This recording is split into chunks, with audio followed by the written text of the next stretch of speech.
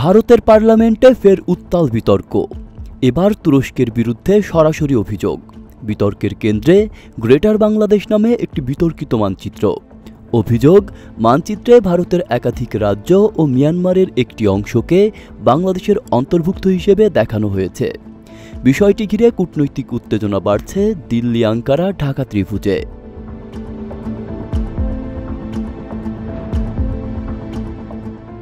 ভারতের হিন্দুস্তান টাইমস পত্রিকার বরাতে জানা গেছে, লোকসভার বর্ষাকালীন অধিবেশনে বিজেপি সাংসদরা দাবি করেন, বাংলাদেশে তুরস্কের প্রভাব আশঙ্কাজনক হারে বাড়ছে। সেই সঙ্গে ঢাকায় তুরস্ক সমর্থিত একটি ইসলামিক সংগঠন সালতানাতি বাংলা সক্রিয় রয়েছে বলে অভিযোগ করা হয়।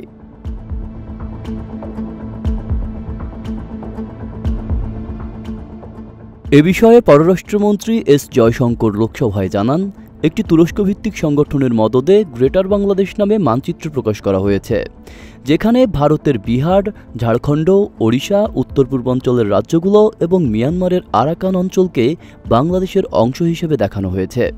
তিনি আরও দাবি করেন, এই মানচিত্রটি ঢাকা বিশ্ববিদ্যালয়ের একটি প্রদর্শনীতে প্রদর্শিত হয়েছে।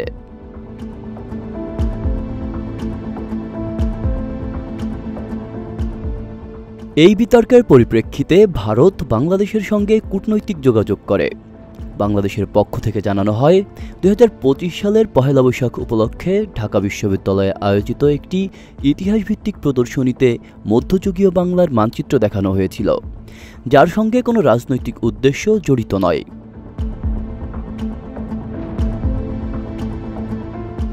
বাংলাদেশ আরও স্পষ্ট করেছে, সালতানাতি বাংলা নামে কোনো সংগঠন দেশটিতে সক্রিয় নয় এবং আয়োজকদের সঙ্গে কোনো বিদেশি সংযোগও নেই। পররাষ্ট্রমন্ত্রী জয়শঙ্কর বলেন, মোদী সরকার ভারতের ভূখণ্ড ও নিরাপত্তা সংক্রান্ত বিষয়ে অত্যন্ত সচেতন এবং বাংলাদেশের সঙ্গে সম্পর্কেও নিবিড় নজরদারি রাখা হচ্ছে।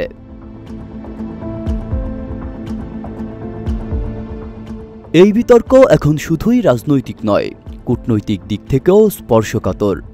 দক্ষিণ এশিয়ার ভূরাজনীতিতে তুরস্কের সম্ভাব্য প্রভাব এবং বাংলাদেশের ভূমিকাকে কেন্দ্র করে ভারতের উদ্বেগ নতুন মাত্রা নিচ্ছে, যা আগামী দিনে দ্বিপাক্ষিক সম্পর্কে প্রভাব ফেলতে পারে বলেই ধারণা রাজনৈতিক বিশ্লেষকদের।